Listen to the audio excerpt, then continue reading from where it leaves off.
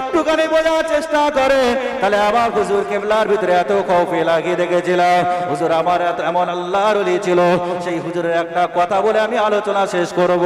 ও আমার ভাইজানেরা, আমি হুজুর কেবলার সাথে বিভিন্ন দিন জলসায় যেতাম। বেশ কয়েক বছর হুজুরের সাথে জলসায় করেছি। এক তারিখে হুজুর আমার এমন করে জলসা থেকে ফেরার পরে হুজুর আমার খাটের উপরে শুতেন, আর আমি নিচেই শুতাম। হুজুর আমার এক সময় বলতে লাগলেন, ফজরের নামাজ পড়ে হুজুর আমার অনেক চোখ লেগে গিয়েছে। হুজুর আমার এসে বললেন, বাবা ওয়াক্তটা চলে যাচ্ছে, নামাজটা পড়ে নাও। ওই নামাজ যখন হুজুর পড়ে নিলেন, আমার কানের গোড়ে এসে হুজুর আমার বলছেন, হাইয়া আলাস সালাহ, বাবা উঠে পড়ো, নামাজটা পড়ে নাও। আমার ঘুমটা ছেড়ে গেল। হুজুর আমার বলতে লাগলেন, বাবা নামাজটা তাড়াতাড়ি পড়ে নাও, ওয়াক্ত চলে যাবে। আমি নামাজ পড়ে নিলাম। হুজুর কেবলা নামাজ পড়ে নিলেন। নামাজ পড়ার পরে হুজুর আমার বলতে লাগলেন, বাবা আরো কিছু সাথী সঙ্গীদেরকে ডাকো তাড়াতাড়ি। হুজুর কেবলা যখন বললেন, হুজুর কেবলাকে আরো সাথী সঙ্গীরা আমরা সবাই মিলে এমন করে হুজুরের আম্মা জানের কবরটা জিয়ারত করতে চলে গেলাম। হুজুর আমার বললেন, বাবা চলো আমার আম্মা জানের কবরটা একটু জিয়ারত করে আসি। আমরা সবাই হুজুর কেবলার সাথে চলে গেলাম। ও আমার ভাইজানেরা, এমন করে দাদা হুজুর পীর কেবলা রহমাতুল্লাহ আলাইহি হুজুরের যে মাজার আছে ওর ভিতরে এমন করে আমাদের দাদি আম্মা জান আলা হযরত বড় হুজুর পীর কেবলা রহমাতুল্লাহ আলাইহি হুজুরের আহলিয়া আমাদের দাদি আম্মা জান তানার কবরস্থ করা আছে। হয়তোবা আজ থেকে কম বেশি, হয়তোবা সালটা ভুল হতে পারে, আজ থেকে কম বেশি প্রায় 25 থেকে 26 বছর আগে আমাদের দাদি আম্মা জান দুনিয়া থেকে বিদায় নিয়ে চলে গিয়েছে। ও আমার ভাইজানেরা, হুজুরের সাথে যখন আমরা চলে গেলাম, মাজার শরীফের ভিতরে যখন চলে গেলাম, মাজার শরীফের ভিতরে যাওয়ার পরে দেখতে পেলাম, আমি গোড়ায় একটা আয়াত পড়েছিলাম। আল্লাহ পাক রব্বুল আলামিন জানিয়েছেন, আলা ইন্না আউলিয়া আল্লাহি লা খাউফুন আলাইহিম ওয়া লা হুম ইয়াহজানুন। ও আমার বান্দা বান্দীরা, আমি আল্লাহ পাক রব্বুল আলামিন জানালাম, যারা দুনিয়া জমিনে আমার ওলি বান্দা হবে, আমার পীর বান্দা হবে, আমার মহাব্বতের বান্দা হবে, আমার বন্ধু হয়ে যাবে, আমি আল্লাহ পাক জানিয়ে দিলাম, লাহুমুল বুশরা ফিল হায়াতিদ দুনিয়া ওয়াল আখিরাহ। আমি আল্লাহ পাক জানিয়ে দিলাম, ওই ওলি বান্দাগুলো দুনিয়া থেকে বিদায় নিয়ে চলে যাবে, চোখটা বন্ধ হয়ে যাবে, আমি আল্লাহ তাদের ঠিকানা আমার দয়ার জান্নাত করে দেব। আরো জোরে বলেন সুবহানাল্লাহ। ও আমার ভাইজানেরা, আমরা যখন হুজুর কেবলার সাথে এমন করে কবরস্থান বাড়ির ভিতরে চলে গেলাম, কবরস্থানের ভিতরে যাওয়ার পরে দেখতে পেলাম, আরে কি করুণ কাহিনী। আমাদের দাদি আম্মা জান আজ থেকে প্রায় 25-26 বছর কম বেশি, হয়তোবা সালটা এদিক ওদিক হতে পারে, তবে কম বেশি 25-26 বছর আগে আমাদের দাদি আম্মা জান দুনিয়া থেকে বিদায় নিয়ে চলে গিয়েছে। আর এমন করে হঠাৎ করে লক্ষ্য করে দেখতে পাই, আমাদের দাদি আম্মা জান আলা হযরত বড় হুজুর পীর কেবলা রহমাতুল্লাহ আলাইহি রাহলিয়া আম্মা দাদি জানের কবরটা ভেঙে গিয়েছে। কবরটা ভেঙে যাওয়ার পরে আমরা দেখতে পেলাম, মানুষকে কবরের ভিতরে যখন শোয়ানো হয়, মানুষকে কবরের ভিতরে যখন দাফন করানো হয়, কাফনের কাপড়টা যেভাবে সাদা ধবধব করে তখনও পর্যন্ত দেখতে লেগেছে, ওইভাবে সাদা ধবধব করতে লেগেছে।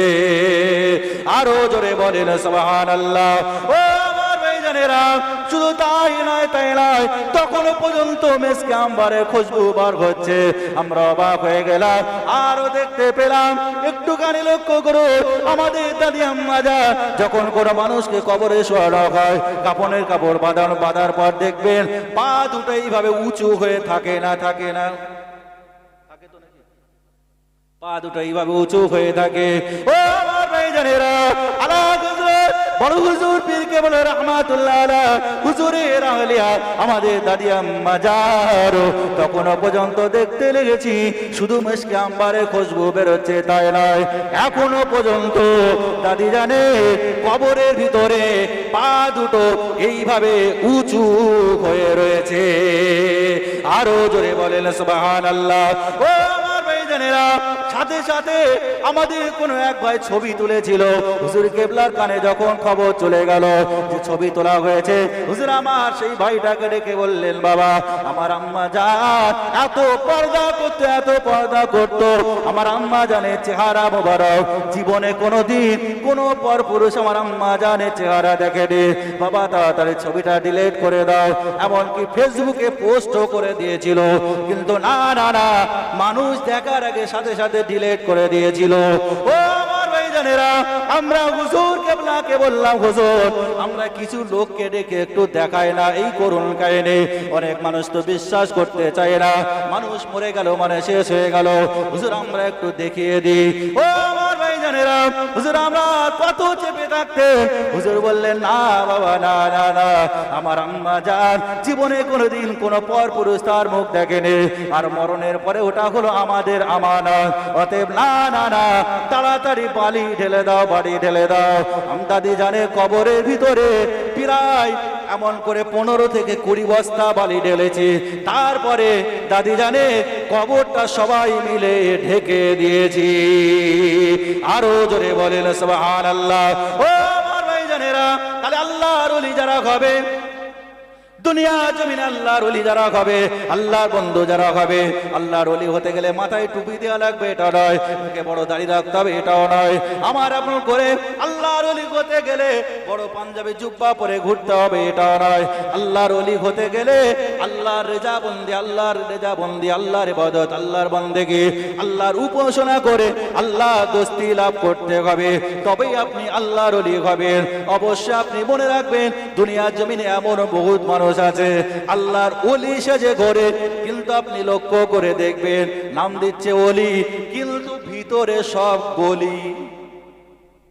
এরকম মানুষ আছে না নাই? আপনাদের এখানে নাই? আমি যা বলছি অন্তত সেই শিয়াখালা পার করে একবার সোনার মদিনা, তাগার মনে আর কোনো দুঃখ রইল না। আর একটু জোরে হবে না সুবহানাল্লাহ? যে একবার সোনার মদিনা, তাগার মনে আর কোনো দুঃখ রইল না। আমার অন্তর জুড়ে মদিনা ছেড়ে মদিনা মদিনা বলে জিকির করেছে, মদিনা মদিনা বলে জিকির করেছে। সোনার মদিনা বহু দূরে, কিন্তু মদিনাওয়ালা আমার অন্তরে, কিন্তু মদিনাওয়ালা আমার অন্তরে। রসুল তুমি শোনো গো আমার ফরিয়াদ, চুমু খেতে বাড়িয়ে দাও নুরানি দুহাত। আর একটু জোরে হবে না সুবহানাল্লাহ? রসুল তুমি শোনো গো আমার ফরিয়াদ, চুমু খেতে বাড়িয়ে দাও নুরানি দুহাত। আমার অন্তর জুড়ে মদিনা ছেড়ে, আমার অন্তর জুড়ে মদিনা ছেড়ে, সেই মদিনায় কবে যাব মন মানে না রে, সেই মদিনায় কবে যাব মন মানে না রে। আমার অন্তর জুড়ে মদিনা ছেড়ে মদিনা মদিনা বলে জিকির করেছে, মদিনা মদিনা বলে জিকির করেছে। সোনার মদিনা বহু দূরে, কিন্তু মদিনা আছে আমার অন্তরে। আল্লাহুম্মা